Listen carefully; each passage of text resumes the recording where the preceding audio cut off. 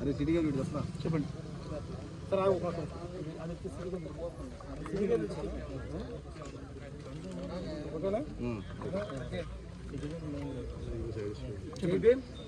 నా పేరు ఇంద్రరవి. నేను యానాది మహానాడు ఆల్ ఇండియా జాతీయ అధ్యక్షుడిగా పనిచేస్తున్నాను. ఆంధ్రప్రదేశ్లోని కృష్ణా జిల్లా కృత్తివెన్ను గ్రామం చిన్నగొల్లపాలెం గిరిజన కాలనీలో గత జూన్ 27వ తారీఖున 2026న హత్య గావించబడినటువంటి శెట్టి సుబ్బన్న, గొలుసు అయ్యప్పల మామ అల్లుళ్ళ హత్య కేసు రాష్ట్ర వ్యాప్తంగా సంచలనం రేకెత్తించింది. అలాగే గిరిజనులలో ఆందోళన కలిగించిన విషయం అందరికీ తెలిసిందే.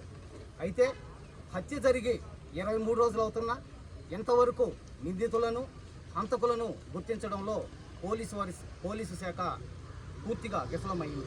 అలాగే హత్య గావించబడినటువంటి గిరిజన యానాదులు రెక్కాడితే కానీ డొక్కాడినటువంటి పరిస్థితుల్లో ఉన్నవారు. వారి యొక్క కుటుంబ పెద్దలను సంపాదించేటటువంటి వ్యక్తులను పోగొట్టుకొని కడు శోక సముద్రంలో ఉన్నారు. వారి యొక్క బాధలను, వారి యొక్క కన్నీళ్లను ఈ యొక్క ప్రభుత్వం కానీ, పోలీసు వారు కానీ, రాజకీయ ప్రతినిధులు కానీ ఎవరు కూడా పట్టించుకోకుండా నిర్లక్ష్యం చేసినటువంటి పరిస్థితి ఈ రోజున ఉంది. అందుకని గిరిజన సంఘాల ఐక్యవేదిక ఆధ్వర్యంలో, యానాది మహానాడు ఆల్ ఇండియా ఆధ్వర్యంలో, వామపక్షాల సంబంధిత ఆధ్వర్యంలో, అట్లాగే అంబేద్కరిస్టుల ఆధ్వర్యంలో ఈ రోజున మచిలీపట్నంలోని కలెక్టరేట్ వద్దకు గిరిజనుల సహకారంతో అధిక సంఖ్యలో గిరిజనులతోటి ప్రదర్శన ర్యాలీ శాంతియుతంగా జరిగించడం జరిగింది.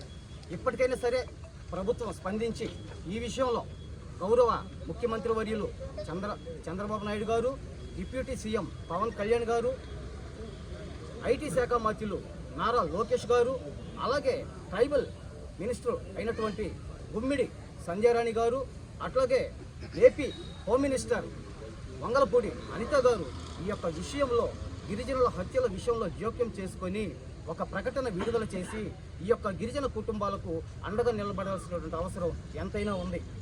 ఎందుకంటే గత ఎన్నికల ప్రచారంలో యానాదుల కార్పొరేషన్ అనేటటువంటి ప్రత్యేకమైనటువంటి నినాదం ఈ యొక్క ప్రస్తుత ముఖ్యమంత్రి వర్యుల నోటి వెంట వచ్చింది. అంటే యానాదుల మీద ఈ యొక్క కూటమి ప్రభుత్వానికి ప్రత్యేకమైనటువంటి శ్రద్ధ ఉన్నట్లుగా ఆ రోజున కనపడింది.